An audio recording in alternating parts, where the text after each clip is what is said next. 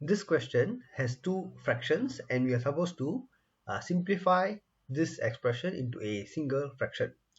Alright, so what we're going to do first is we want to combine these two fractions into a single fraction, and for that we need to get a common denominator. So the common denominator would be the multiplication of both these terms over here.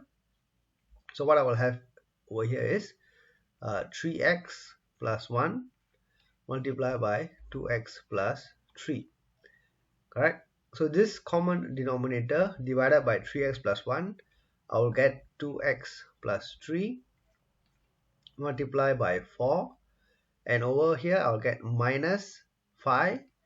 So this whole term denominator divided by 2x plus 3, left is 3x plus 1.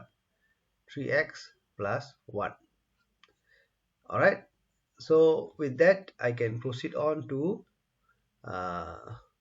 open up the brackets for the numerator. Alright, so on top I'll have 8x plus 12 minus 15x minus 5. Alright, and that will be equals to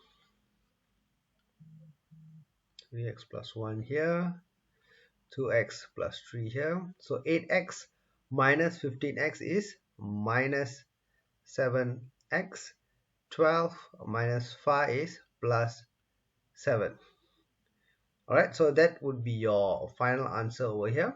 Okay, minus 7x plus 7 divided by 3x plus 1 over 2x plus 3. Alright, thank you.